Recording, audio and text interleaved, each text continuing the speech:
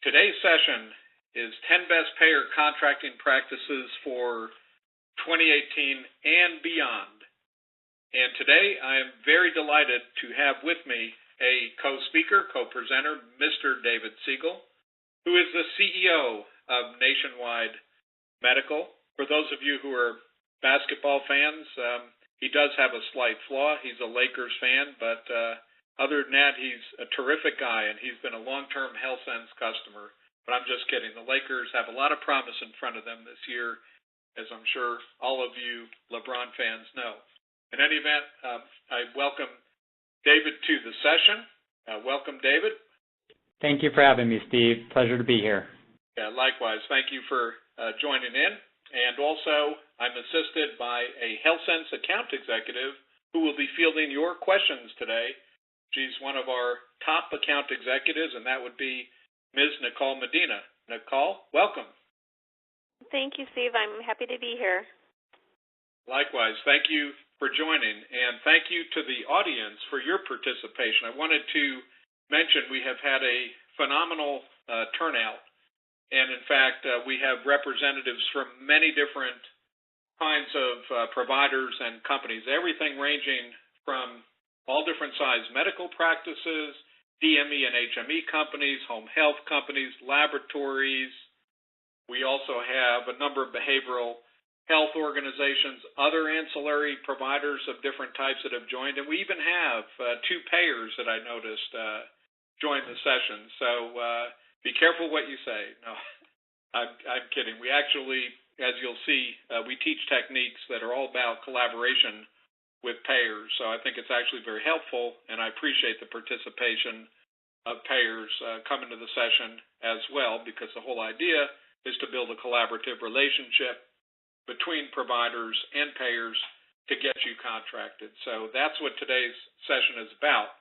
And we call today's session the 10 Best Payer Contracting Practices for 2018 and beyond, because we've woven in some current materials as well that are forward-looking that will help you anticipate evolving trends in the healthcare space that could, in fact, and likely will, in fact, affect your payer contracts going forward.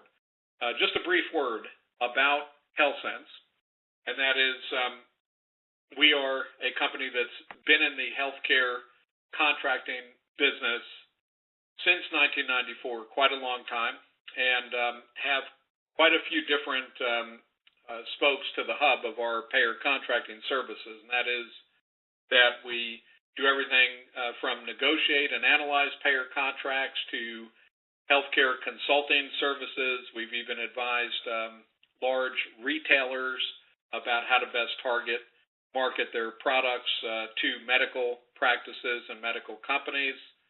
We do claims analysis and troubleshooting, credentialing services. We supplement this with online marketing to target specific customer sets for our clients so that we can actually, once you're contracted, enable growth in new business opportunity.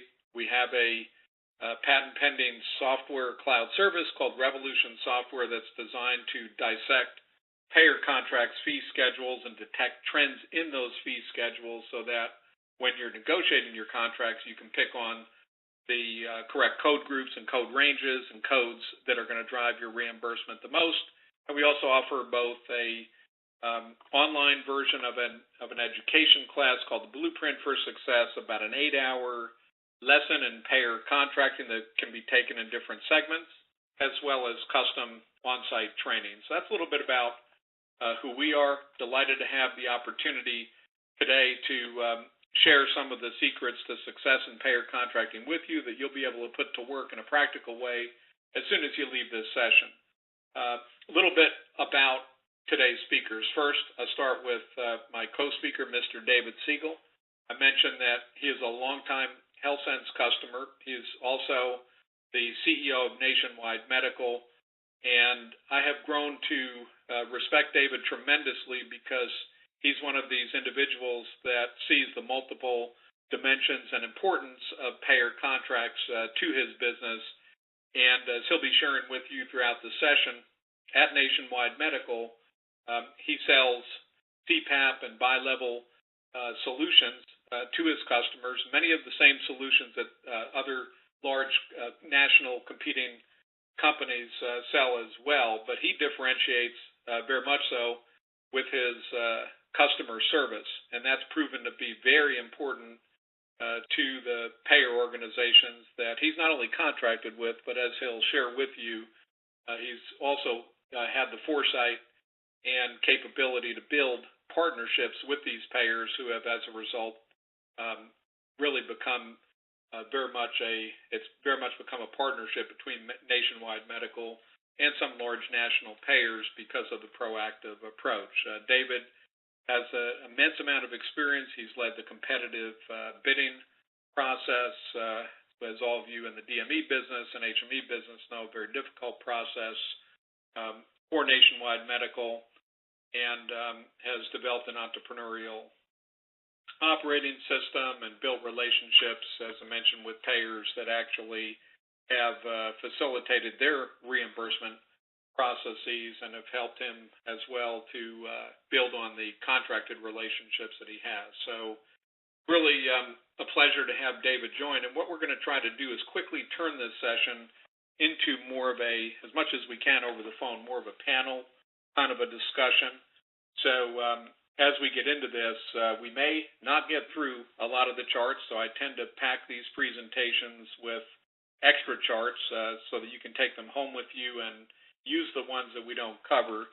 But I would much prefer today be a session of interactive discussion versus monologue, so I'm going to, where that's possible, going to be focused on fielding your questions and having David share some of his experiences in these different areas that we cover as well versus trying to get through all the slides and all the points. Now, speaking of questions, at any point, starting right now, a great way to participate is to simply fire off an email from any device, phone, tablet, computer, you name it, to the email ID that you see in the center of the screen, question@healthcents.com. That's question@healthcents.com. We more or less will get those immediately, and Nicole will be keeping an eye out for all of your questions.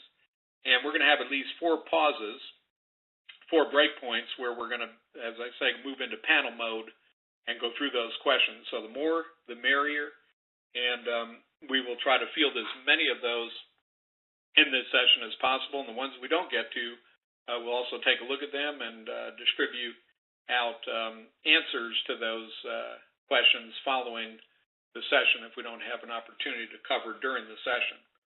The other thing that we will do at the appropriate times is open up the phone lines, and I'll remind you, if you'd like to ask a question, how to go about doing it when we open up the phone line, and that will be to simply press *6 on your phone to ask a question and to correspond with us while we're discussing the question and answer.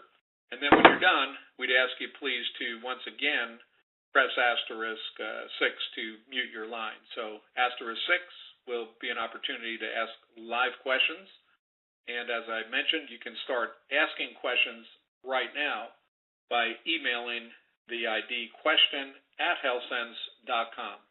I know there may be a chat box depending on the device that you're using on your screen, but I'd ask you instead to please use question@healthcents.com to make sure that we don't miss your question, which could end up flying by in a chat. So that's how we will encourage your participation, and the more the merrier. We would like nothing more than to spend the preponderance of time today discussing the questions and things that you have on your mind about payer contracts. As a level set for payer contracts and payer contracting, they have a place in the revenue cycle. And sometimes when we think of revenue cycle, we think of the left side, the operational aspects of running a company or practice, the scheduling, the billing, the coding, the collections, the office management, all the things that occur day to day when we run our company or practice.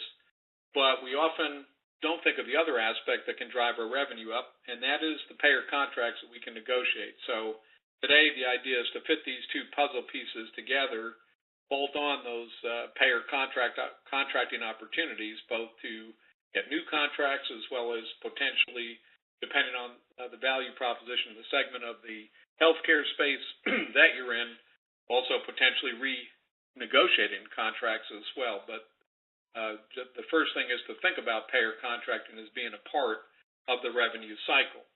Today's agenda, and again, we will veer right, left, and straight depending on where your questions take us, but we will start off with an overview of the payer contracting process.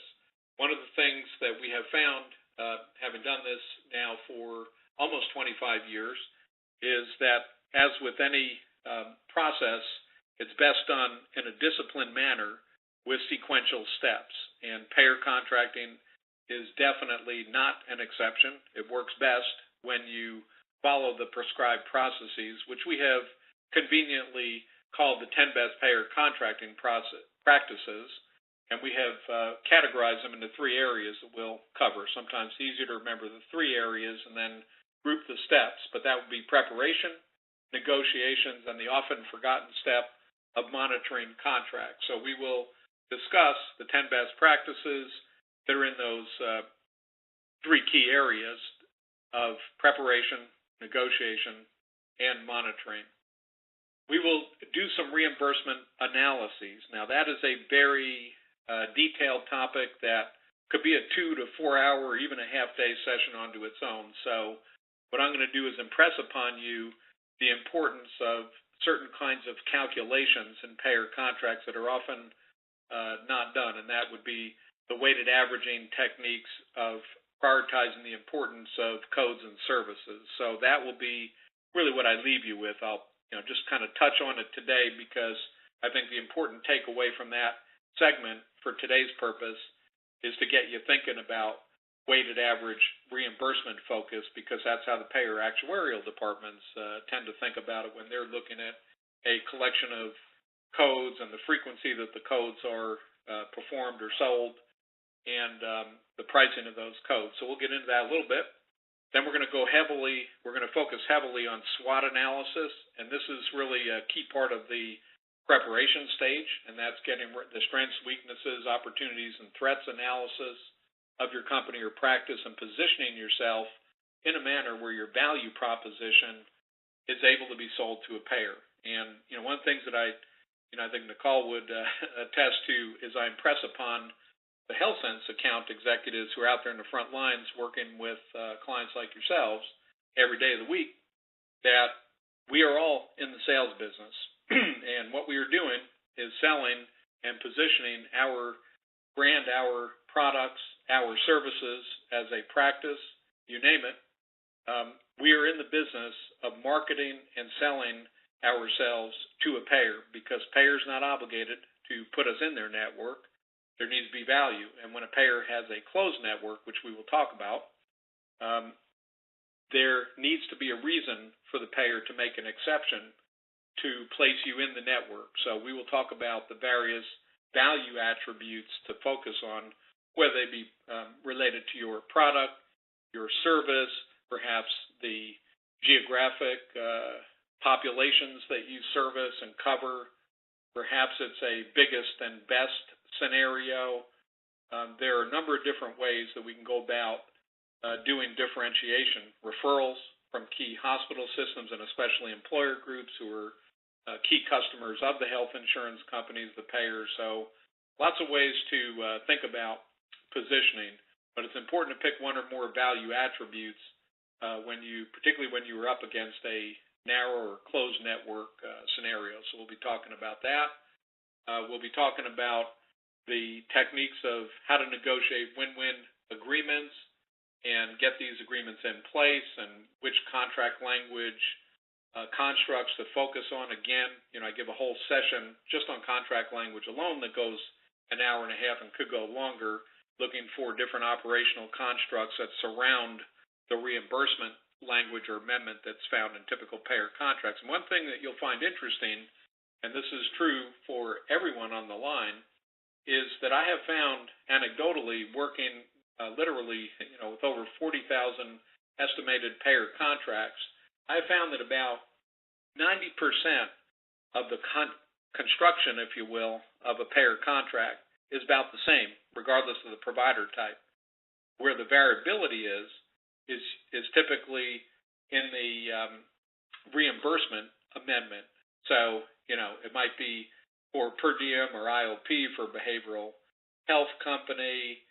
It might be for CPT code reimbursement for a practice, HCPCS code reimbursement for DME company, et cetera. So that's where the variability is. But many of these language constructs, which I'll point out some of the key ones to highlight today, you will find pretty much universally in almost every, if not every payer contract, almost any payer contract.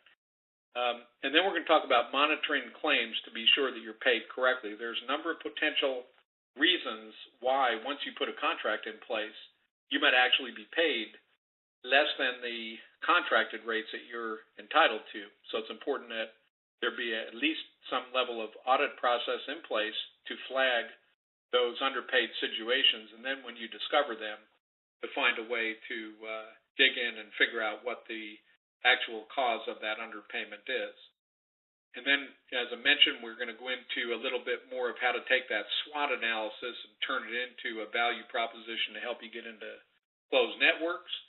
A little bit of trends and directions depending on how much time we have left. We're scheduled to go till about 1:30 Pacific, 4:30 Eastern. So depending on how we're doing, we'll touch on some or all of those trends. And if not, I'll send you home with the ones we don't cover. And then we'll do a little wrap-up at the end. So a lot of ground to cover, so little time to do it.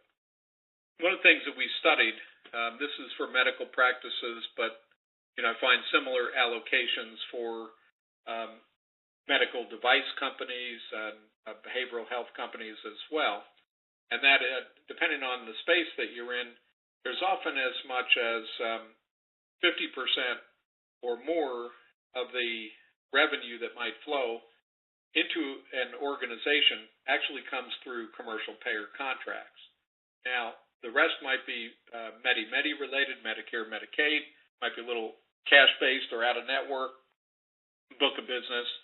But the reason I point this out is we can't do much with the Medi-Medi plans. Maybe if you're dealing with a Medicare Advantage plan, there might be a little bit of room for negotiation, but certainly if you're dealing with a state-based Medicaid plan or the federally based Medicare plans, there's nothing you can do with that. So the point is to hone in on the commercial payer reimbursement, and that's the area where you have an opportunity to move it. So we're going to focus on the 10 best payer contracting practices that I mentioned fall into these three areas. So it's going to be about preparation, negotiation, and monitoring. And one of the things that is important, and I get asked quite a bit, is where should I spend my time on these steps? And interestingly, it should look something like this. In other words, about half your time should be spent preparing and half your time should be spent negotiating. Unfortunately, when I work with organizations that have tried to do contracting themselves, it usually doesn't look anything like this. It usually looks like the negotiation part, the light blue, is about 95% of the pie. And so very little time goes into preparation, and there's a tendency to want to kind of jump steps and get right into asking for a contract without really having gone through the appropriate upfront analysis and SWOT analysis and positioning and understanding reimbursement, all the stuff that really prepares you to be effective and to know what to go after and how to go after it in a payer contract negotiation. So one of the things that I want to try to impress upon right up front is spend some time preparing and following the preparation steps. And then there's the often forgotten step about monitoring. And you don't have to spend a lot of time monitoring. Maybe conceptually you take 5% of each for monitoring, but you should have a regular audit process in place. I like doing it once a month for maybe 3 to 5 top codes, look at 4 or 5 key EOBs or claims and make sure that you check it out against your contracted reimbursement to be sure that you're paid accurately. So a way to now put these steps into the 3 phases is in this sort of a flow chart. So we're going to go through each of these steps in a little bit more detail. But the first thing we're going to do is we're going to get our data analysis and proposal letter preparation and SWOT analysis, which is part of that, all done up front before we initiate contact with the payer. So it's really that left block where half of our time is going to go in this entire process. And then we're going to move into negotiations, and I show an iterative cycle of counteroffers flowing back and forth, which is often the case. And then if we can't get to yes by working with first-level negotiator, which is always the goal. And by the way, one of the key points that I want to impress upon up front is one of the steps that I highly recommend you do not skip is working your way through the management chain. Identify the lowest level person who is responsible in your location or in the state that you're negotiating your contract in. Find the person in the payer contracting department who is responsible for the negotiation and send the letter to that person. Please do not send it to their boss or to the director or worse yet to a VP or medical director, because the typical scenario that will happen is you will essentially, by mistake, inadvertently remove your negotiating leverage because you'll have gone to the top of the organization, and then they're going to push it right back down to the first level, basically tell you that that person handles the contracting process. And now if you get stuck and you can't close with that first level negotiator, and there may have been some unique value points to point out to a senior manager, you've taken away your own ability to escalate and to appeal to a higher level of management. So very important, if you think of the organizational hierarchy, to work your way up each link in the chain of the hierarchy step by step. I know it takes extra time and effort to do that, but in the end, if you do it regularly and you do it in a disciplined manner, it will result in better outcomes because you'll have the opportunity in many cases to appeal a negative outcome at a lower level, which potentially can be overridden by a value proposition that's brought forward. And then last but not least is going to be the monitoring of claims. So we'll talk about how you go about doing that. Those are really the 10 best payer contracting steps. And we have it then done, laid out here visually just as narrative, but those are the 10 steps, and we're going to go through each one as a so-called best practice through the preparation, the negotiation and iteration of negotiations, and then we'll talk about monitoring. So with that as a backdrop, this is going to be our first opportunity to talk with one another, and it's going to start here with my good friend and customer, David Siegel. And David, one of the things that I think would be very interesting for the audience here is if you'd be willing to share with the audience how important it is in your experience to actually follow these prescribed steps in a disciplined manner to get contracted. And if you could share any specific experiences that you've had, I think that would be very insightful for this group. Yeah, I'm happy to jump in. I think you're really hitting the nail on the head, and I think you've done a good job of emphasizing it for the audience here, because it really is important. And you touched on the leverage piece that happens in the negotiation, but I even go one step more simple or plain than that, which is just respect. When you skip over steps or people, and then it ends up circling back around to them, they don't have the respect level that they would normally have if you included them and effectively let them bring you through the process. So in your example, if you skipped ahead to the vice president effectively moved you back down to the level one, if you will. That level one now is thinking, why did you skip me in the first place? Why did you make me look bad in front of my boss? You're just not going to curry any favors whatsoever. And I think it's really important to get that person's inclusion. We've all been there where you're talking to a customer service rep, maybe when you're fighting on a DirecTV bill or an AT&T bill or something like that. But if you just say, let me just speak to your manager, the transition is coming in a negative light, as opposed to if you can, even if you know it's going to kind of end in a dead end with this person, if you can explain the story, get their buy-in, have them understand your feelings and your situation, then when it elevates up, it's almost like you're coming as a team to the next level. And so I really do agree with your advice here about not skipping the step for trying to short circuit time. It will really just cost you in the end.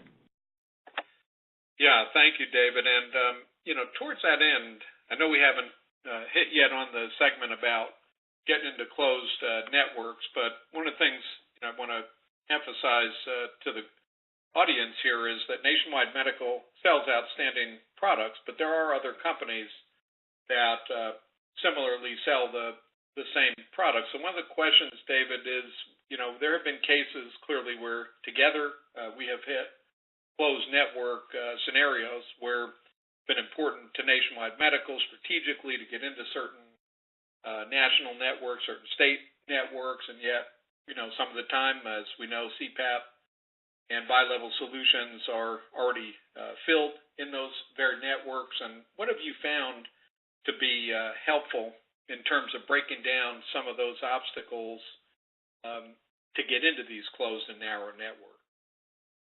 Yeah, what I could say on a couple of fronts, one in particular is how do you bring value to, in this case, the payer?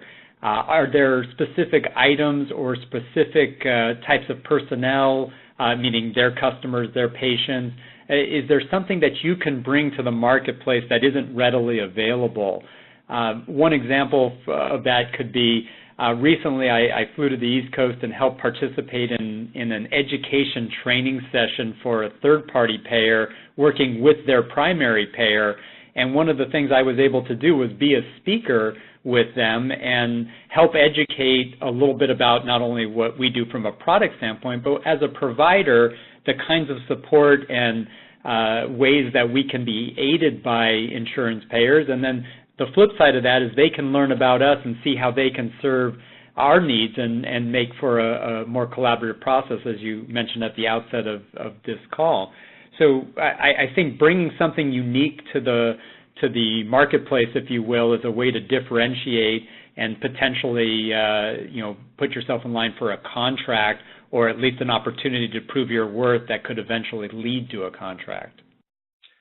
Yeah, thank you. And once again, this emphasizes to the audience as a whole that we need to open up the aperture of our camera here to make sure that we don't think very narrowly, but very broadly and very strategically about the different elements that we as practices or as companies are bringing to the table that can actually help the payer. It's all about, what are some of those extra services? What are some of those extra coverage items? What are some of the clinical benefits and surgical avoidance benefits, things like that may result from the very way that we service our customers. I really appreciate the input. And Nicole, I know that by now, I'm guessing that the audience probably has a couple of questions. So let me move the spotlight over to you to ask any questions that may have come in at question@healthcents.com.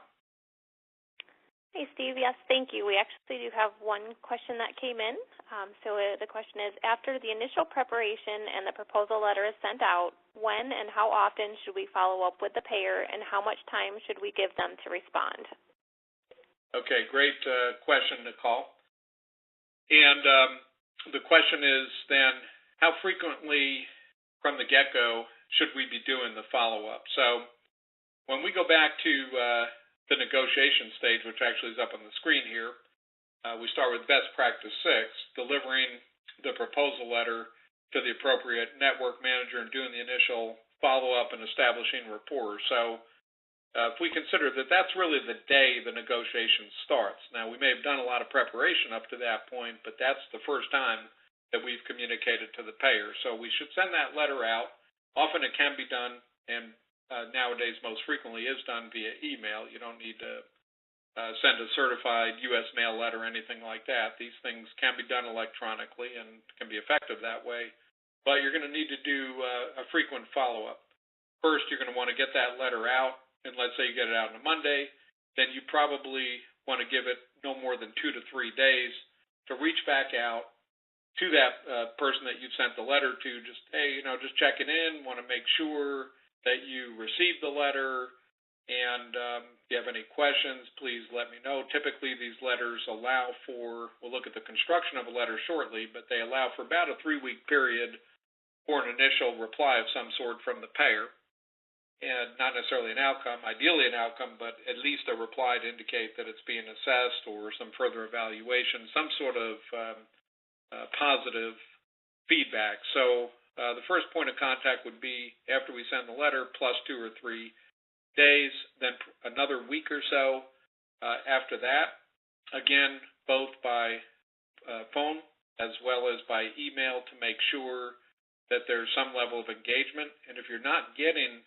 any engagement, you want to keep track of all of these interactions, because one of the things you want to be able to demonstrate if you do need, then, if you're getting a MIA sort of a response, most times you won't, but there will be cases, where this happens when you're dealing with a broad range of payers and companies. There, as with any organization, some will be very responsive, and there may be some that aren't as responsive. And the ones that aren't as responsive, you're going to want to have very good notes and be following the same process, so that when you get to that end of the 3-week period, that at that point you can be a bit more assertive after those 2 or 3 different follow-up points along the way, and essentially indicate to that person that you've made a few good faith efforts here to try to get some focus on this proposition, which is really valuable to the payer. Everything's in terms of why it's good for the payer, not why it's good for you as a provider. We're trying to do you a favor by bringing this unique compression device into this network. We're trying to do you a favor by bringing in this unique practice that is the only one deploying this kind of robotic surgery to get these kinds of outcomes. It's all about enhancing the value for the payer. And then if you still don't get a response from that person after that 3-week period, then it's time to take it to the next level and allow that person probably about a 1 to 2 week period at that point for some level of engagement. And usually if you follow that process in a disciplined manner, you'll get some level of response, at least by the time you get to that next level of management. Nicole, are there any other questions at this point that came in at question@healthcents.com? No, Steve, that's all the questions we have at the moment. Okay. Just remind the audience, if you do have any questions, we'll be pausing at least 2 to 3 more times. So please just email your questions to question@healthcents.com, and we will go ahead and cover those questions as they come in during the break points. Okay, let's move to the topic of payer contracting analytics. And again, there's a lot of things I could point out about each and every one of these techniques and charts, but for today's session, really what I want to point out is that where possible, there's 2 things I want to point out about analysis.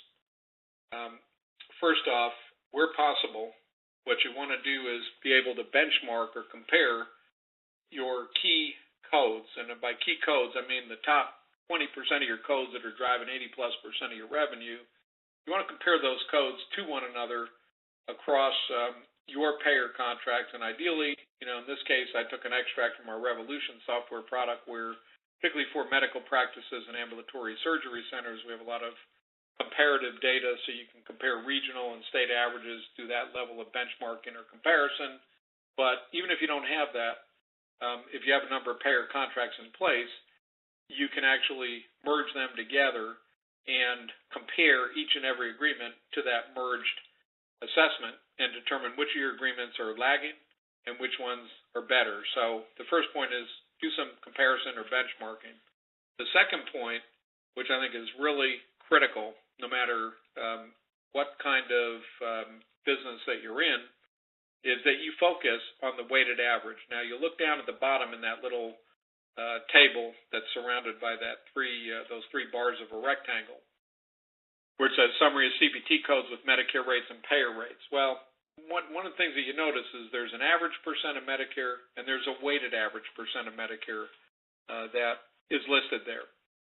When you are negotiating agreements, it's good to be aware of the average, but it's really the weighted average that is going to be the important statistic for you to calculate and for you to drive against, because the weighted average represents the weighting of codes based on the revenue contribution that code makes to your company or practice. It's simply the sum of the payer rates times the volumes, all added up in the numerator, divided by the sum of the Medicare rates times those same volumes, added up in the denominator for each and every code.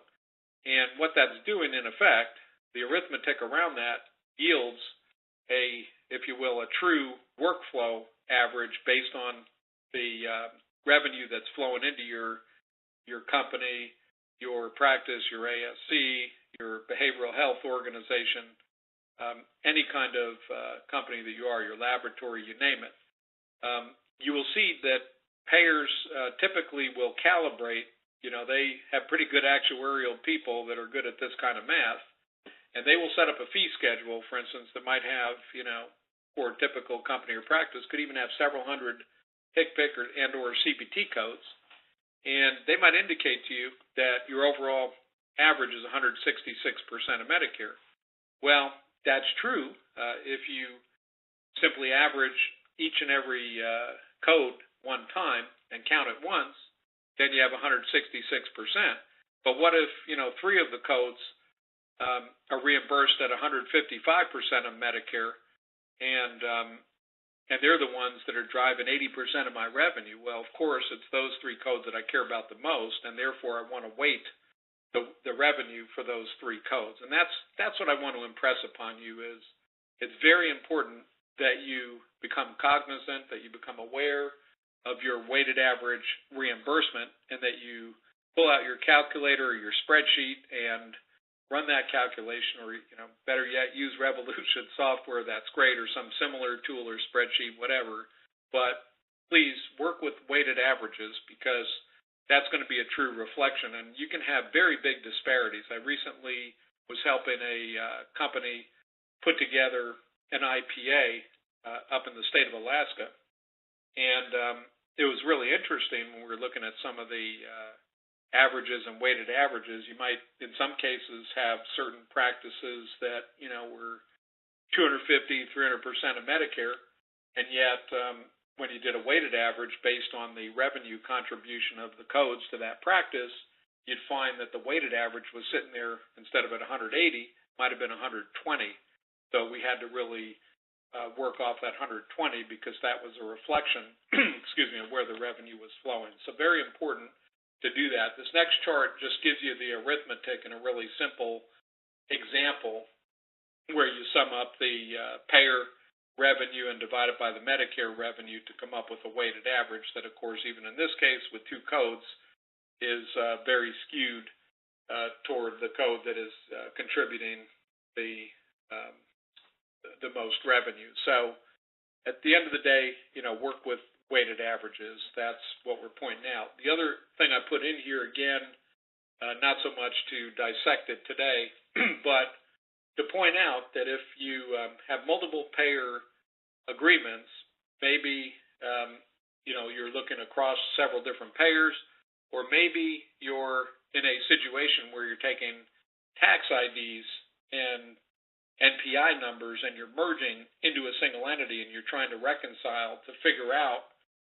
which one to merge into based on the reimbursement of each of those entities. So you can apply these sorts of techniques where you line them up, like I've done here with payer 1, 2, and 3, figure out the weighted average reimbursement by code and an aggregate, and then figure out the high reimbursement of each so you can compare them.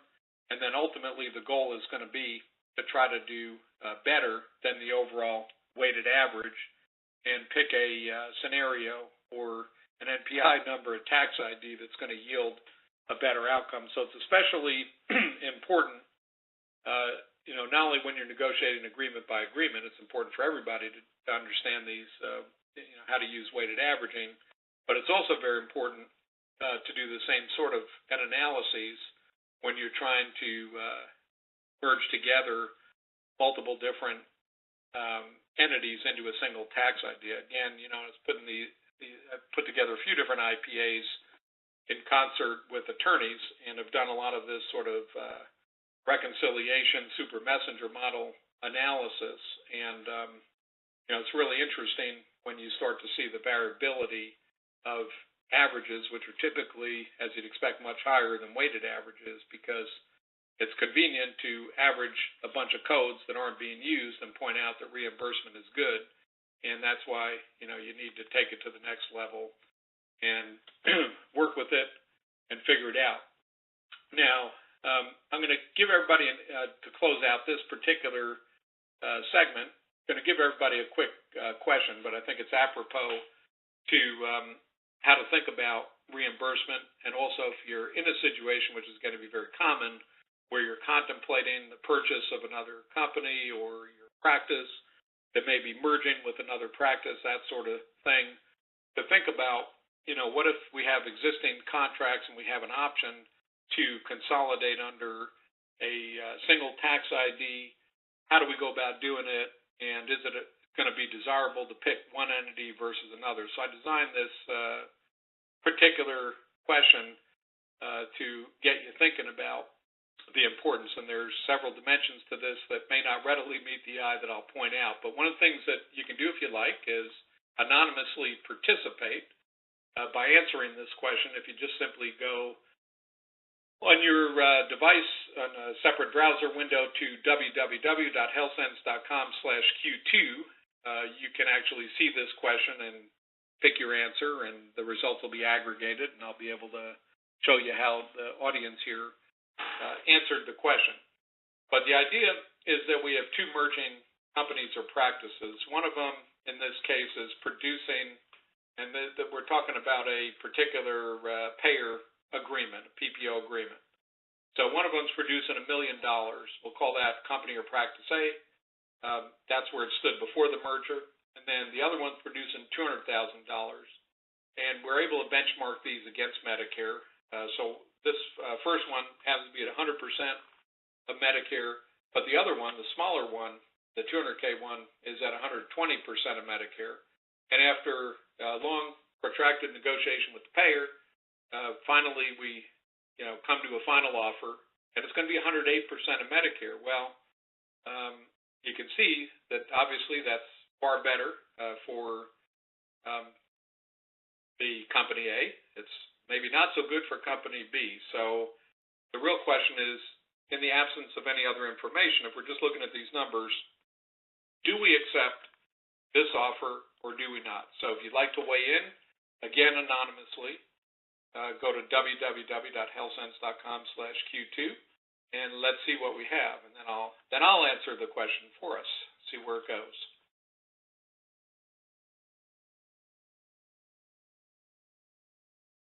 All right. The meter has spun, and lo and behold, we have 60% say that we should accept the offer, and 40% say we should not. And that's out of 5 people who just quickly took the survey. So let's go back and take a look at the answer. And the answer is yes. So why is the answer yes? And the reason is that we went up 8% on $1 million. So we basically went up 80,000. We went down 12% of Medicare, which is 10%, which is about 20K on the second one. So the overall net result is we went up 60K in this merged entity to get to a positive result. Now, the thing is, and I've run into this practical problem, is that sometimes these mergers, they happen so quickly that there isn't a lot of thought process about how to reconcile a scenario like this where, to the betterment of the entire entity that's merged, they're making more money, but somehow the rewards haven't been distributed correspondingly so that, in this case, Company B can benefit from taking a reduced reimbursement. So one of the things that's important is not only to reconcile the fact that the merged entity is going to make more money in a case like this, and this is going to be typical. You're probably not going to, in an ideal world, you get 125% of Medicare and beat your best, offer or your best contract that you already have in place. But realistically, the payer's going to do some heavy math too, and you're going to be fortunate, I think, to do better and go up overall in revenue. That's really going to be the practical positive outcome. So we have to be prepared then to allocate that additional revenue across the entire entity in some proportional manner. And if we don't, think about those reward systems and how to have everybody participate, it can get very contentious. And so important to think ahead about what is going to happen when this sort of an outcome, which is likely to happen, will occur. All right. The other thing relative to analysis is to make sure that your charge master is set above your contracted rates, above every single contracted rate for every single code on every single agreement. So, again, I repeat that because it's very critical that your bill charge or your charges, your retail rates, exceed contracted rates. That's what I'm telling you. Now, you will find that this module is pulled out of our Revolution software, but again, you can build your own spreadsheets to do this, and however you do it, you'll find that almost every payer contract will have a clause that says the contract will pay the lesser your bill charge or your contracted rate. So basically what the payer is telling you is if you set your contracted rate too low, we're going to pay you that lower rate. So you must set that bill charge above all your contracted rates. And I would say, there's variability here, but for a typical practice or company, a good starting point is for codes that benchmark against Medicare, you probably want to get them up 250% or more of Medicare, sometimes 250 to 350%. Accountants sometimes will have guidance on this based on write-offs.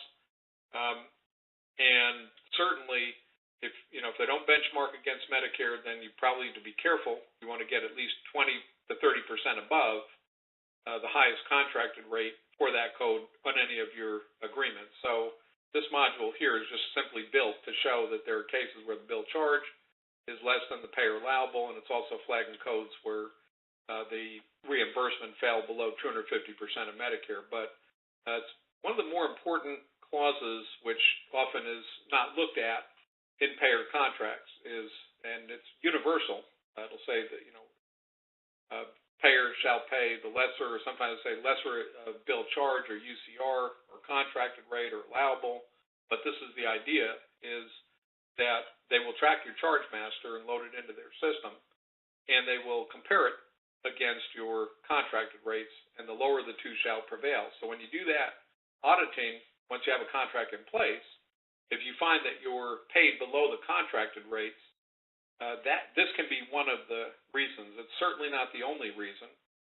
There's a lot having to do with the way the claim is filed or the rev code selected and so forth, but this can be a critical reason, and you don't want this to ever be the reason. You don't want to find yourself having negotiated attractive rates on a payer contract and then find yourself suddenly getting less than the rates that you've negotiated. So I'm going to go through this one real quick, but what I want to point out here is it's a case where I'm presenting you with reimbursement for two different codes.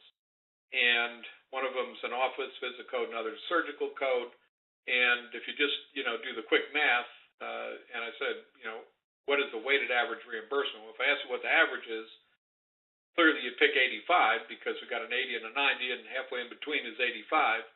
But the answer here comes out to actually be 82 and a half. And the math is included on your slide, which, by the way, to get slides, that'll be a question. If it hasn't been asked yet, I'm sure it will be asked. But how do you go about getting slides? I'll tell you at the end how to do that. So you'll have a copy of all these. But this is the mathematics of what we were talking about before and in this example as well, which is how to calculate that weighted average. Sum of the payer rates times the volumes. Here it was a little tricky because I had to normalize the Medicare rates back to 100% and figure out that a $1,600 per service code that's representing 80% of Medicare is obviously then divided by 0.8, going to take me to 2,000, and same with the office visit. One at 90% takes me up to 66.7, so I had to know what the Medicare rates were, but the same math as before, and of course the code that contributes the most revenue, which in this case is the surgical code, is going to weigh in more heavily, and that's why the weighted average reimbursement comes closer to that one, because we do more dollars of that 52332 than we do of the 99213. So again, just emphasizing the importance of weighted averaging and that sort of thing. Now, I'm going to talk briefly here about differentiation and opportunities for differentiation. Once we figure out how much we're making on our different codes and services and where the pain points are in our reimbursement fee schedule, we also want to understand as a business, as a company, as a practice, what are our strengths, our opportunities, the threats that might prevent us from getting into payers' network, and what makes us desirable. David hit on some of that before. So clearly, on the opportunities area, we want to think about things like employer groups that maybe are sending business to us regularly out of network that could otherwise be done in network. Any new services or unique services that we bring to the table. Pricing, is that important? It could be if it's a closed network scenario, but probably is not enough, even in that scenario, to bring you over the finish line. So you want to couple it up with unique product and service. Area service could be rural areas in certain states, for example, could be indigent populations that are in need of certain products or services. Perhaps you have figured out how to do value-based contracting and can therefore set aside a bonus structure based on efficiency, qualitative or quantitative metrics, and also leveraging ACOs. Even today's, there's still some payers that really are having trouble, as you can imagine, getting providers to participate in certain state-based exchanges, so that may be a negotiation point.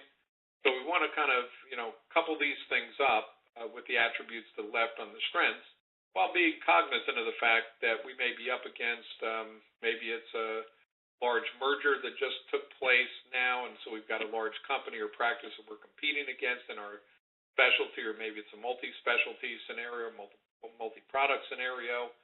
Payer may have already filled its network for our kinds of products, may have too many competing entities, and so forth. So with that as a backdrop, I know David talked a little bit about ways to position and differentiate. Thought I'd open it up once again, David, to get some of your insights and experience about, as a DME and HME company, what are some of the ways that a company can think about itself from a SWOT perspective, and then in a very targeted way position itself to a health insurance company to get in a network? Yeah, let me jump back in with some thoughts there.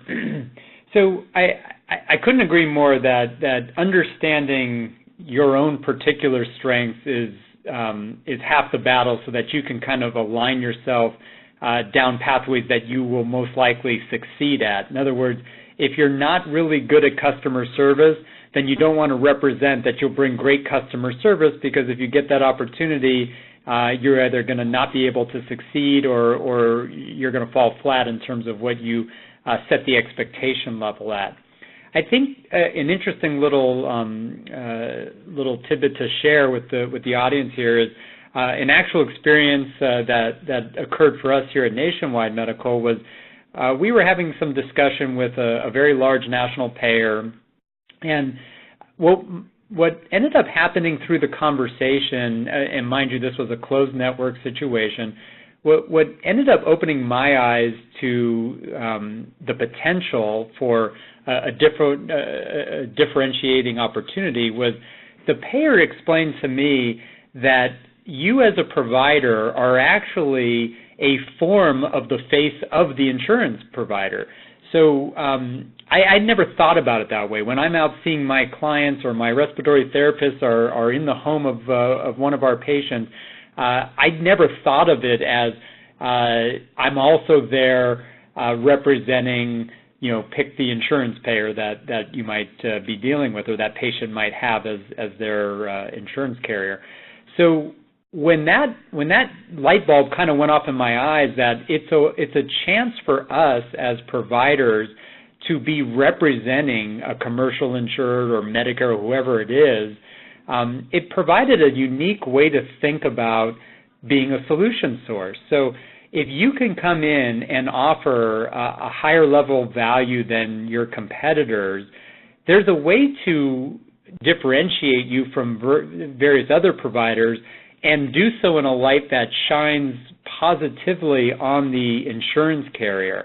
And that's something that I just never had thought of before, and I was very intrigued to know that mattered to them, that us out there seeing our patients is really another form of representation, much like a commercial would be or much like writing a check for the premium for their insurance would be, and it's a chance to represent that insurance carrier. So I guess summing up in that regard, if you can differentiate yourself and show that you are a face of that insurance carrier, even though you're there seeing your own patient, it's a chance for the insurance carrier to get added value where they may not necessarily get it from other providers. Does that make sense, Steve?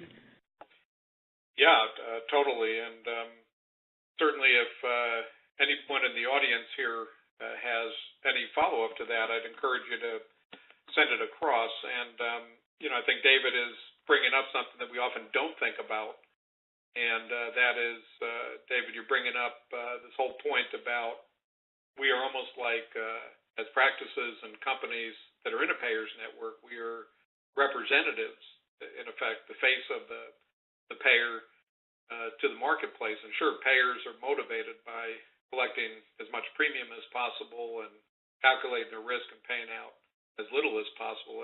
After all, they are insurance companies, but they want to be credible insurance companies that are providing a good service to their membership. And so to the extent that you position yourself as a provider, as you're pointing out, to the payer in a way where it puts a good face on the payer in their communities and their marketplace, it's really important. And, we don't often think about that. We think about the economic aspect.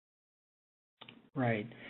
An interesting little add-on to that is the people who are making contracting decisions, while sure they kind of oversee budgets and they have their metrics certainly to hit, they're not what I would call typically known as the shareholders of the insurance companies. So while certainly they want to turn profit and they want to make sure numbers are hit and maybe they even get some forms of bonuses for all that, I think a bigger part of the mindset is they want to do right by patients. They want to do right by providers. They want a collaborative, open, solutions-oriented teamwork process. And while, yes, ultimately the insurance company has to make their level of profit, the people who are making the decisions whether or not to contract you, I think care a lot more about patients than maybe we give them credit for. And if there's a way to kind of open up that pathway and find those solutions that serve those needs for patients, for the insurance company, and for you, the provider, I think that's where you can start getting some movement in some areas where you might otherwise be stuck. Yeah, terrific. And in that regard, Nicole, let me just remind the entire audience, you can continue to send your questions to question@healthcents.com, and we will open the lines up shortly as well. But notice there were a number of questions actually flowing in. I'm sure you've organized them by now. Nicole, can you mention the person's name that asked the question and ask the question, please, or the various questions? Yes, I will start with the first couple, then let me know how much time we have, because we have gotten quite a few in. The first one is from Brandy Ellis. Should you have different charge masters for different payers, or should all charges be the same no matter the payer? Okay, thank you for asking the charge master question, Brandy. Yeah, typically the charge master is a record of your retail rates. So the correlation would be you have a single charge master for your HCPCS codes, your CPT codes, and or other services.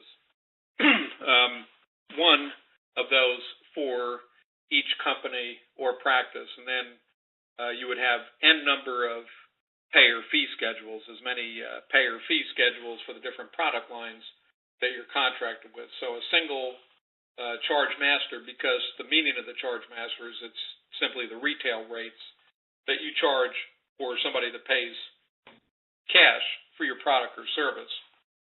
But, of course, you would have many different payer fee schedules, and rarely would they be the same. So thank you for asking that question.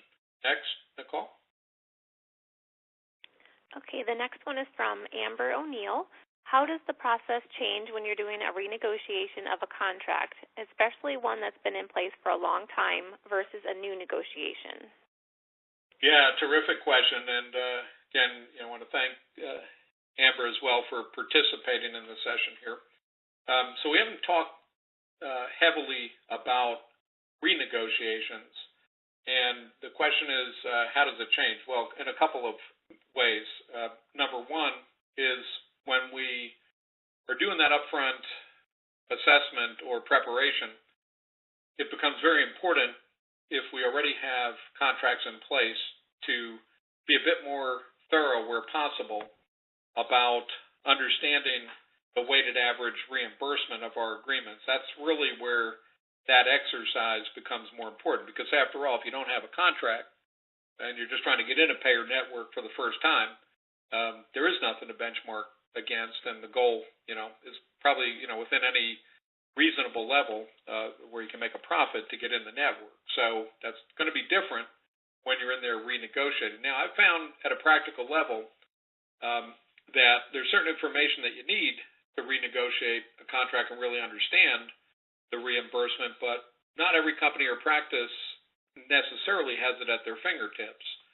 And, that could be things like the figuring out, what the revenue is by code on each payer agreement, the volume, the rates for each code, the site of service if you're a practice, and being able to at least capture 80 to 90% of that revenue. So now we can break it apart and figure out, what do we get for office visits, what do we get for labs and pathology services, what do we get for our surgical code ranges, that sort of thing. But if we don't have the data, or we can't pull it together out of our billing system on short order, then what do we do?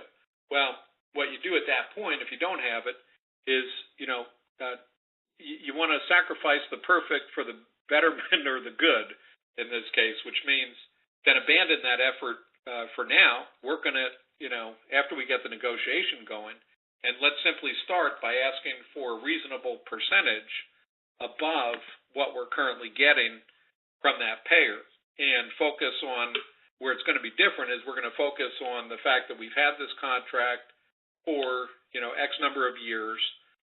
If we have a critical mass of revenue /patients/customers, we want to start off in our letter explaining that we service, 300 patients at a revenue of $2 million a year, whatever it is. If it's reasonably impressive, then you want to start with that, because, that amount of patient volume and revenue then has, reasonable meaning, because you're already managing a critical mass. And if you haven't received an increase for a long period of time, just inflationary factors alone and your importance to the payer in the marketplace is going to factor in. So we want to do some of that upfront assessment. We want to emphasize those that we're already servicing.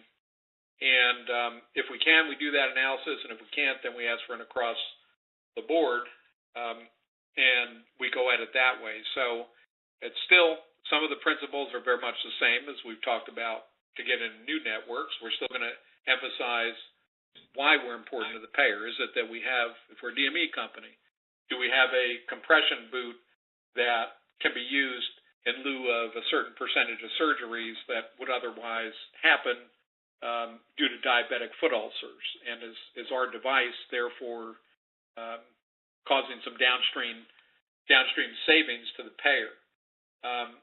Are we deploying certain treatment methods in our behavioral health substance abuse program that get people back to work faster?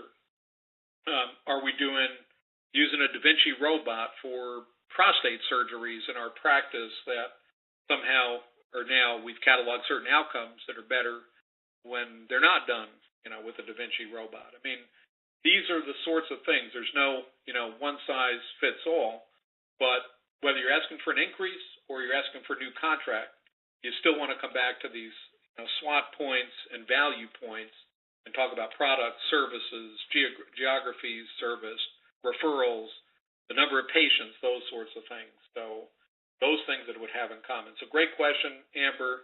Hopefully I've done it a little bit of justice for you. Do we have some others, Nicole? I think these are great questions and very useful to the audience. Yes, we do have another question. This one's from Marty Perez. Some regional payers seem to have eliminated account representatives who deal directly with physician accounts. In this scenario, what is the best practice for locating appropriate first-level payer contacts? Okay, good. Actually, you do a lot of that. Why don't I let you talk about how you find payer contracts managers? I'll put you on the spot a little bit, Nicole. Okay. Well, that's a great question, Marty. Thank you. So a lot of times, if you're dealing with, depending on the accounts that you're dealing with, we would just start off, again, like Steve said originally, with the first-level payer contacts.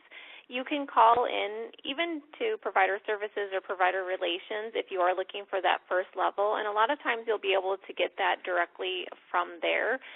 If you have another contact, what we do is if we've got contacts at the different levels, we'll go to a supervisor in that area or reach out to somebody else that you have worked with previously at that company, and they can provide you with another contact name as well. Terrific. Yeah, Nicole, by the way, I'm probably surprised. Well, I know I surprised Nicole, but she's a very resilient person. After all, she negotiates contracts for a living, so I wasn't worried about it. But she knows what she's doing and has taken many different approaches to it. Now, of course, as a professional company doing it, we have the further advantage that we keep every single payer contact that we touch anywhere historically in a database. So we naturally, if we don't know, based on a recent negotiation, we go back to that contact list. Not everybody's going to have that at their fingertips. So I think Nicole's advice about how to reach out to the payer organization would definitely get you started. But I think what she emphasized is really critical, Marty, and that is there's a tendency to go to provider relations, which may be helpful to get you pointed to a payer contracts manager, but provider relations is almost always a separate division or functional business unit in a health insurance company. So the target is to get to the contracts department for the specialty you're in. And that's the other point is, it's very likely that a large health insurance company is going to have, one person or maybe even depending on how big the organization is, might have a group of people doing DME and HME contracts, may have another department doing other ancilleries, may have another department doing physician contracts, another department doing ambulatory surgery center contracts. So also be aware of that segmentation as well. How many more, Nicole, at this point? Steve, this is Dave. Can I add one other thing to that point that Nicole made that I think could be helpful for the audience? Yeah, totally. Yeah, so as we talked about, you don't want to skip levels and then end up back at that first level. But in this example, you're just calling up a higher level to obtain the information of who you should contact. But if you can get the name of that higher level that you spoke with, and then when you call that first stage level person, and you can say, X, Y, and Z, or the supervisor named, Jane or whoever, suggested I start with you, it subconsciously lets the first level know that you are doing the right thing with starting with them, but that you've already spoken to higher levels and you have the information of who those higher levels are. It doesn't ensure that you're going to get a contract offer or anything of that, of course, but I think it does ensure that you're going to get quality customer service back because they know that you've already spoken to higher levels and you know who those higher levels are. So I think it's a good way to emphasize a running start with a first level that kind of puts everybody on notice that you know how to go higher if you don't get to where you want to go. It may help in some of the cases. Terrific. Thank you, David. And Nicole, any other questions still hanging out there that we can answer? We have one other question, Steve. This question is from Vanessa Ellis. It says, in talking to one of the employees, we were told that customer service was not a value. What are your thoughts? Oh, gosh, I'm going to immediately, I have some thoughts, very strong ones I might add, but I'm going to punt it over to David because I know he's going to have some thoughts on this topic. Yeah, I would take that one, and I would just say if they are being truthful there, then they are in the very deep minority.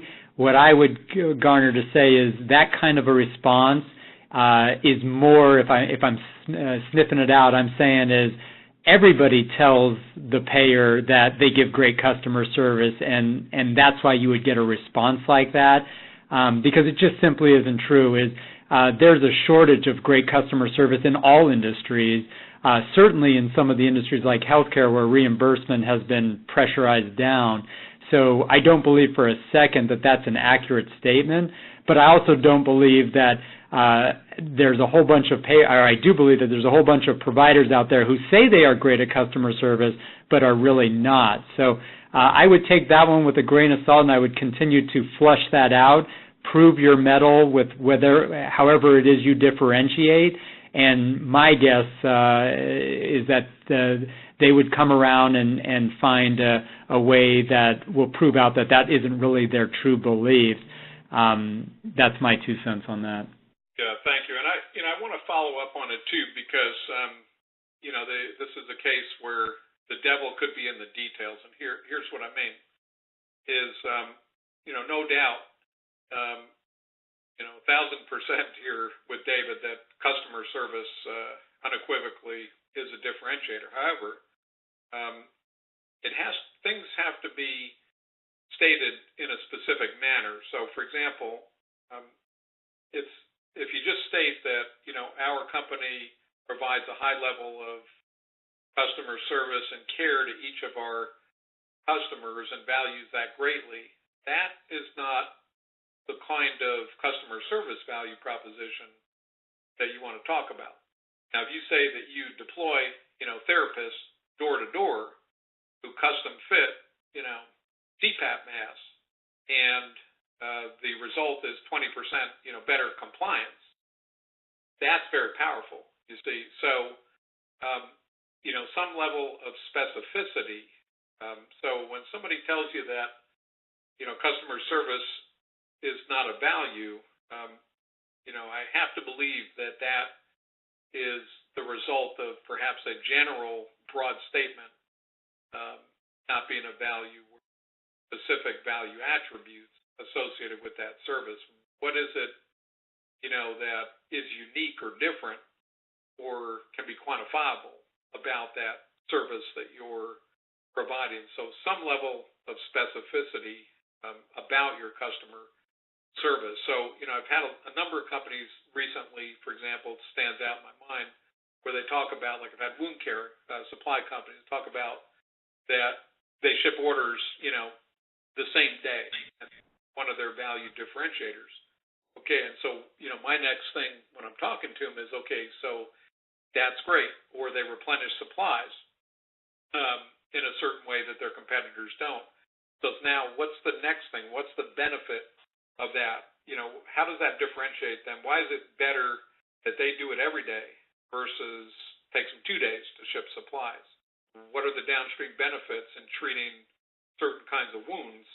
And even if, you have to guesstimate a little bit at that, to make the point, that's okay. But explain the downstream benefits. I guess that's of that service. I think that's really critical. So, actually, a really good question that can lend some insight when you are talking about customer service to make sure that there is some level of specificity.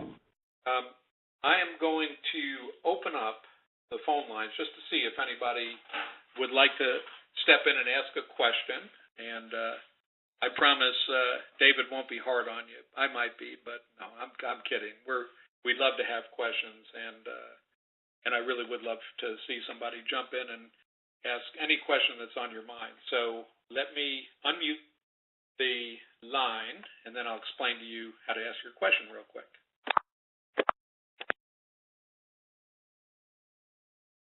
Okay, so to ask a question immediately, simply press *6 on your phone, and please ask your question. We would love to have that question come across.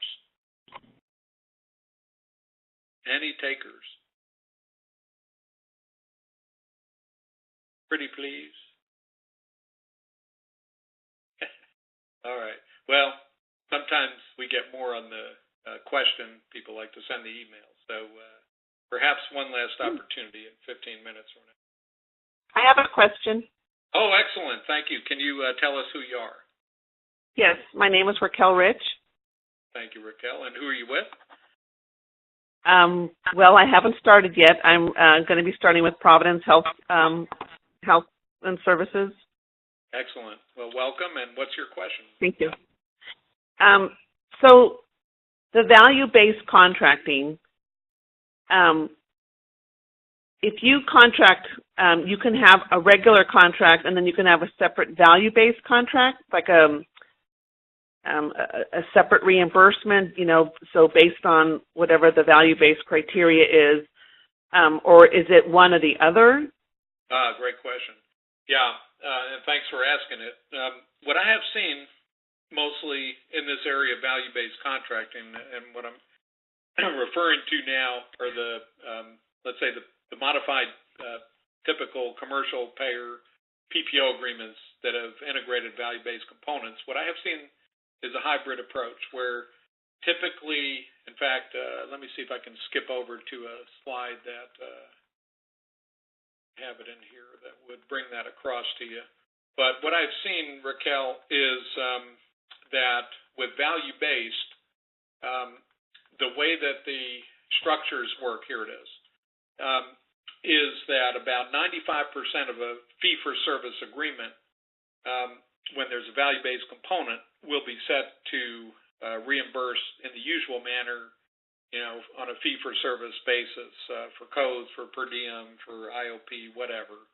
But 95% at that level. And then there's usually about a 5% withhold, or what they call, this is a depiction of the contracts that we've seen over and over, efficiency, qualitative and quantitative metrics, where there's about a 5% bonus opportunity. And while the items here are examples that fit into these categories that reward the points. So, for example, in a value-based PPO agreement from a large national payer that I've seen, it would reward 2% for efficiency. So you get your 95% code reimbursement, and now you have 2% upside that would be rewarded for achieving certain goals on generic drug utilization and preferred drug utilization. That may be the point that the payer is emphasizing. So if I meet those goals as measured, maybe quarterly or annually, I get that extra 2%. Qualitative may be very important on the qualitative side that we use an e-prescribe, and that there's some validation of using a best practice, a set of best practices guidelines. So those two things combined, if we get over a total of 70 points, then we get another 2%. So here we are at 4. And then some payers are really adamant, like for medical practice, that we only do referrals to in-network providers for ancillary services, including ASCs. So maybe there we have another 1%, for in-network referrals, and perhaps there's some upside as well associated with the patient satisfaction survey. And of course, these things can be mixed and different weighting and that sort of thing. But structurally, the agreements that I've seen, and I've seen them from several different national payers, and they pretty much follow this type of approach, about a 95% fee-for-service and a 5% value-based or reward basis. That make sense? Yeah, so I have a couple questions on that. Sure. So I thought you said there was a 5% withhold, so how is it a bonus if they're holding 5% of your money to begin with? Now, it's really a payment above whatever the agreed upon. Oh, okay. So if you're getting, so you get $100 okay. visit now. Sorry. I can get, $105. That sort of thing.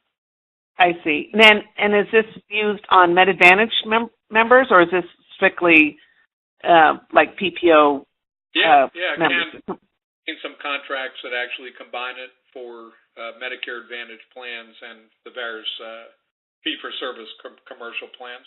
Absolutely. And of course, with the MIPS and MACRA initiative, still rolling out, there's definitely, potential incentives over time to get value-based there. And then what happens, so this is considered value-based. So what's the major differences between this type of contracting and the ACO contracting? Okay, well, ACOs are structures, and I think I have, see if I can quickly locate that slide, and I'm going to, there it is. I'm going to just use the rest of the time in this session. I really appreciate this kind of dialogue. I think it's highly valuable to the audience versus me just monologuing the rest of the slides. So everybody, you'll have to come back for a second session if you want more slides. But no, so Raquel's question here about ACOs, how does it relate to value-based? All right, so ACOs are essentially integrated health delivery organizations. They have their genesis in several ways. It can be what we all think of as an integrated practice association or IPA, or perhaps it's a specialty group that formed and vertically integrated with the hospital system, like the Model 1. Maybe it's a multi-specialty group in a hospital, or maybe it's a derivative of a hospital MSO or PHO organization. But the idea of the ACO is it brings together a collective healthcare delivery system with all different specialists, primary care, and ancillary providers. And based on the structure of the ACO can actually go out and contract with commercial payers, and the ACO itself can create contracts the same way that a practice would individually create a contract.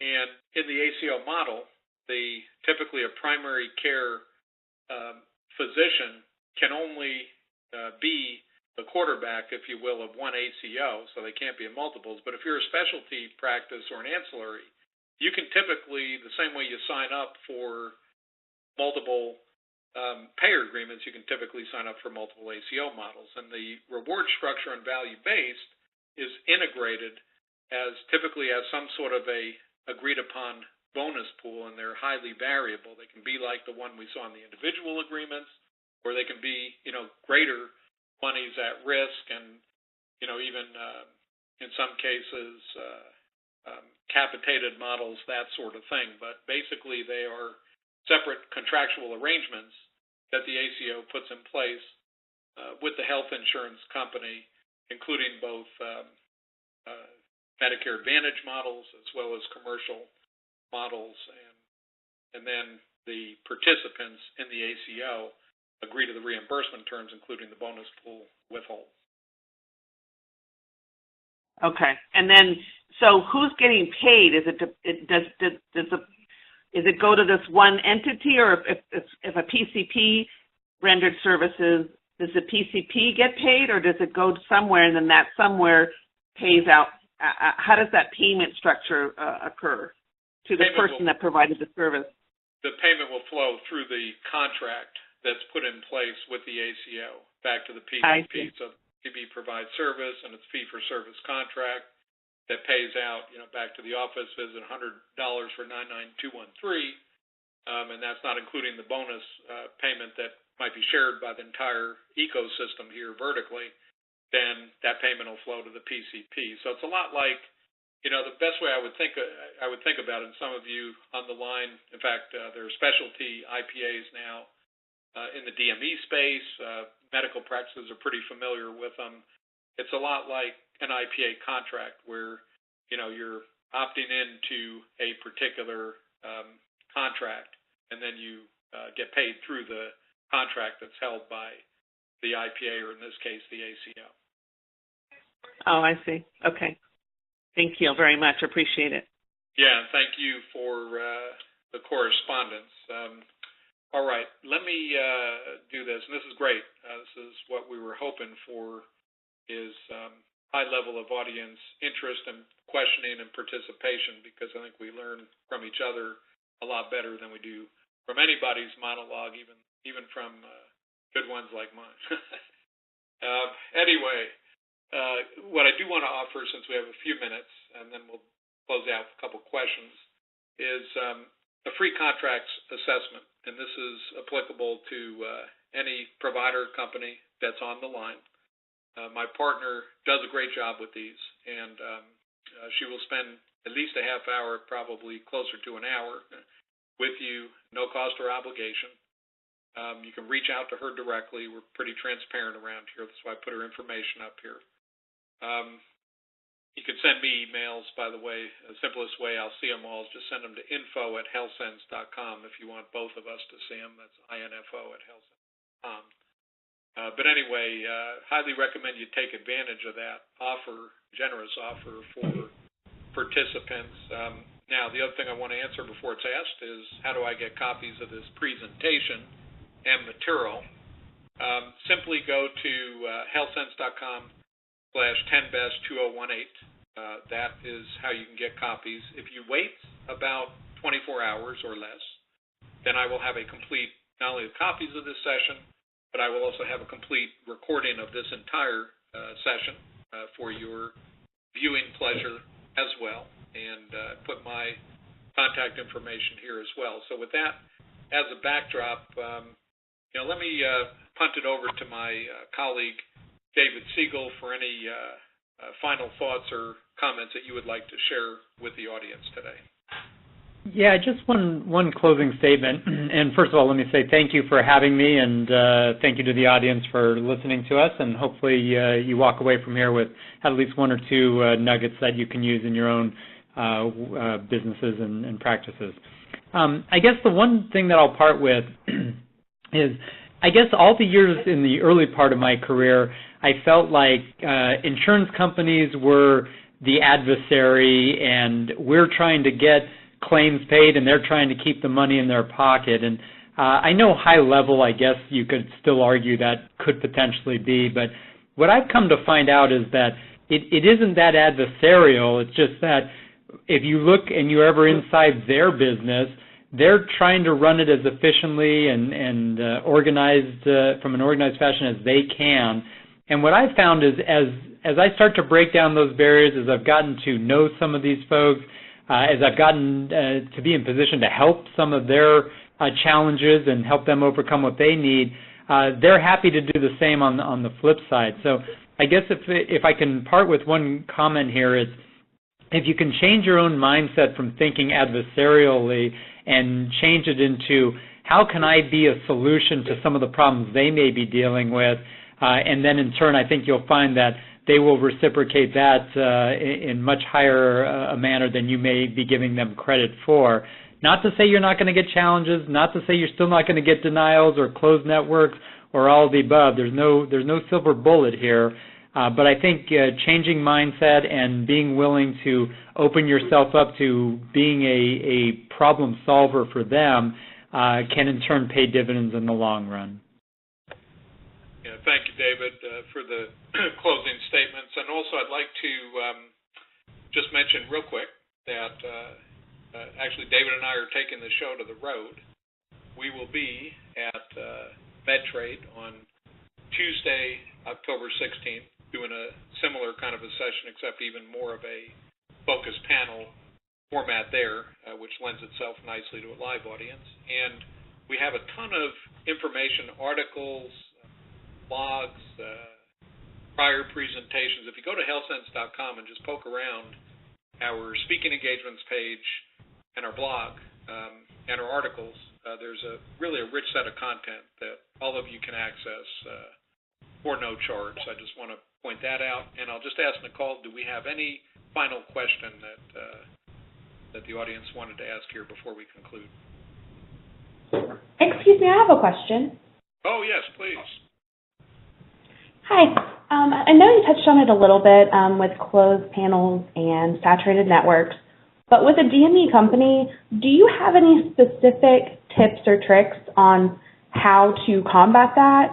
If someone says that the network is saturated and they have, hundreds of DME providers a day asking, to be part of the network, do you have any tips on how to get around that? Yeah, thank you. And I'm sorry, can you just identify who you are?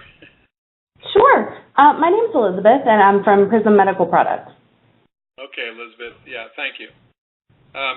Yes, and there are several things that I would emphasize for DME company. I'm just picking on a couple of pages of the slides here, and I'll keep everybody here for, if you can, for another 5 minutes or so to do justice to that, because I think this is not only going to be true for DME company, but it's going to be true for almost any kind of health care provider or company. Couple things. First off, you want to start with value differentiation. So we've talked about some of these points. I just want to drive them home. Biggest, best only, if that's the case in your area or across the country, if that's the scenario. Clinical benefits that we talked about based on products that lead to cost savings. Product or service advantages we've talked about that lead to downstream surgical savings and such. Geographic coverage, referrals, and not just from other providers, although that's helpful, but employer groups, very critical, large ones, and out-of-network book of business. So getting that value point differentiation to start with is really critical. Then another thing that I highly recommend that be done is there are other methods. If you exhaust all of that and you still can't get into a network, we do have a map of different kinds of, I call them complementary, whole discussion or segment on primary complementary payers and secondary complementary payers. But these are different organizations. They can be IPAs. We've talked about, that an ACO is a derivative of an IPA, but these are organizations that have built contracts that are pre-negotiated that you can opt into if you meet the credentialing requirements of that organization. And today, they started out just for medical practices, but now we see them emerging specifically for DME and OMP companies, and I know of two really good ones that can get lots of contracts for national DME and HME companies, as well as OMP. One of them actually just does OMP, the other does about 30 different contracts on DME, so that's a great one. Medi plans, there are several organizations that do those. There are also leased networks. Leased networks are networks that will connect you in to both commercial payers as on an in-network basis as well as on an out-of-network basis, and also connect you into several hundred different employer groups and ACOs and IPAs. And those leased networks basically are not payers. They will establish pricing, typically at a high percentage of bill charges or Medicare, and then allow you to tap in nationally to some of the largest payer networks in the country. You still have to adjudicate the claims with those payers, but it's a great way where if you're stuck, trying to get a national contract or even trying to get state-based contracts, you do these complementary agreements, get them in place, you can start seeing patients, and then once you nail down those direct agreements, they will supersede the the complementary agreements. And then there's a couple other things I don't have on this slide, but I want to mention is if you're already doing a lot of out-of-network book of business, you can move to letters of agreement, where potentially you can get a payer to draw up a Cliff Notes version of a contract that can be used and carbon copied for each and every customer or patient that you see. If the payer is, for whatever reason, not ready to put you in the network, it's a way to be able to see patients who have a need for your product or service in network. So that would be another method. So first hit value, then hit these alternative payer types, these complementary payers, and then go to letters of agreement. In some states, by the way, a whole other topic, but they have what's called an any willing provider. Works well in some places, not so well in others, but there are certain states that have laws. You'd have to consult counsel a little bit too, as well as the business side, but there are places where if you meet basic credentialing requirements, certain states where your payer's obligated to put you in the network. So if you happen to be looking for contracts nationally and cover certain states that are on that list, that's another way to get in. So lots of different things to try before you give up. Thanks for asking. Thank you so much for your question. Yeah, thank you very much for participation. We are a little bit out of time, but I welcome you, if you do have additional questions, to send them off to me. Again, the simplest way to do that is back here at info@healthcents.com. I want to thank the entire audience for a really, really insightful participation and set of questions. You, the audience, have made this a very valuable session for each other, and we've tried to give you the foundational information to bring it all together, and we wish you the best in your payer contracting efforts and hope we have an opportunity to work with you soon. So with that, we will conclude the session and have a good afternoon.